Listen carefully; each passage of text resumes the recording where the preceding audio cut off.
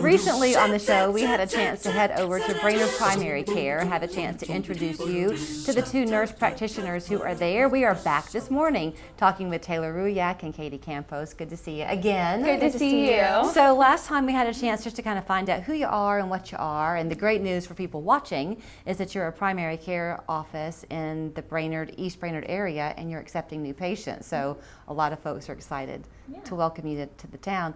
But let's talk a little bit this morning about what you see when people are coming in the door.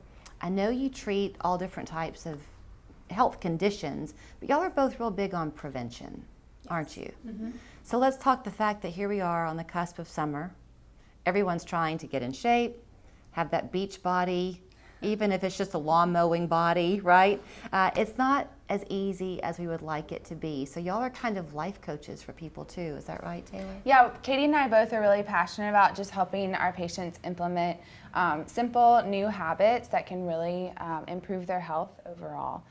So we love taking the time to coach people through, and it takes time because you can't change all your bad habits in a 30-minute visit, but we love following up with our patients. And I hope this comes across the way I intend it to, but I think you are both at the prime time to be having that message for people because you're completely relatable. I know you're an 18 and up office, so you can totally relate to the teenage college student who might come in.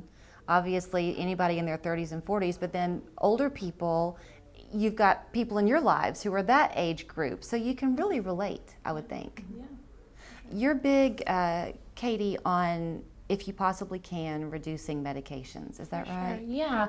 Well, we have a lot of patients that come in and they're like, this is my third blood pressure medicine I've been added on recently. Nothing seems to be working.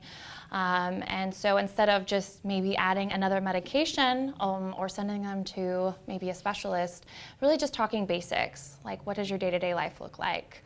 How much do you exercise? What are you putting in your body? Genetics is always something to consider as well, but there's a lot of things that people can do personally to make a difference on their blood pressure, cholesterol levels, weight, overall energy. A lot of things people know, but kind of just a reminder and then how to actually implement that change into day-to-day life. How much of your day should be spent listening as opposed to talking? Do y'all do a lot of listening? Yeah, I would say, and to understand truly what a patient's going through, you have to listen. Yeah. And I think patients are looking for people who are willing to listen to them instead of just, here's a prescription, come back and see me in a month or two.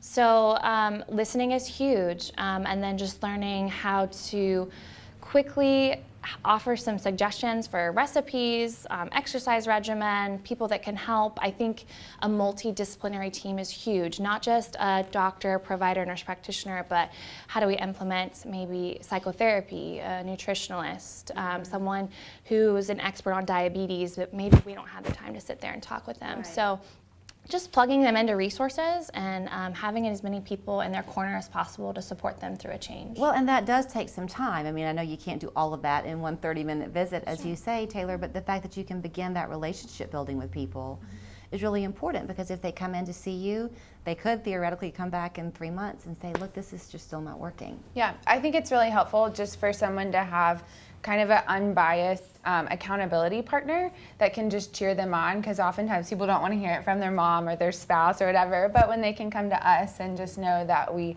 are truly concerned about their health and want the best for them, I think that helps just to have someone they can rely on. I guess we have so much information in our heads. When you were talking earlier, Katie, about all the different things you can kind of coach people through, and I was listening to you, but in a way my mind was going, oh gosh, I could never really remember all of that. Sure. But I'm guessing that in the office you go at their pace. Of course, yeah.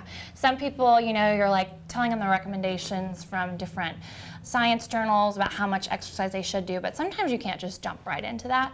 And I always tell my patients it's not always exercise. People think if I just got a gym membership, I could lose all this weight I want to, my goal for 2023. But a lot of times, I always tell people 70% of it is diet and 30% maybe is just physical activity. And that may not be the same for someone who's in their 40s versus someone who's 18. So yeah, just looking at where people are in their life, looking at labs is important too. So getting some baseline labs, following those. So just having some kind of monitoring through a program is really important, some guidance as far as what's appropriate. Okay, so somebody comes in to see you for whatever their reason is. As a primary care office, if you notice something in the blood work that you get back or what have you, you can then refer to a specialist if they don't have one? Yes, we have relationships with specialists all across town, and we have our medical assistant that helps us with referrals. So yes, we can definitely get people to the right provider if we can't take care of the issue ourselves. Something I thought was a great idea too, I guess because it's where I am in my life, but you are 18 and up. But y'all will do telehealth after you're established, obviously. So if you have a child about to head off to college and you want that local relationship, but if they should get the flu or something on campus next fall, they can talk to you with a telehealth visit. Is that right? That's correct. Once the patient is established and we know them, and we've done any vital sign monitoring that is appropriate, we are happy to provide telehealth. It's nice for people that are out of town or just for some reason can't get into the office that day. Yeah. Well, I thank you both so much, and I'll try to be careful and remember that it's 70% diet, 30% exercise before that trip to the beach. So here's where you will find them. It's Brainerd Primary Care. We kept it a little bit light this morning, but truly anything that you have going on health-wise in your life, whether it is prevention at this moment or an illness that you're concerned about, let them maybe be your front line to then see where you should go from here, because all of us, even the specialists, will tell you need to have that primary care physician to keep us grounded. So here's their contact information, and thank you both so much. Thank you.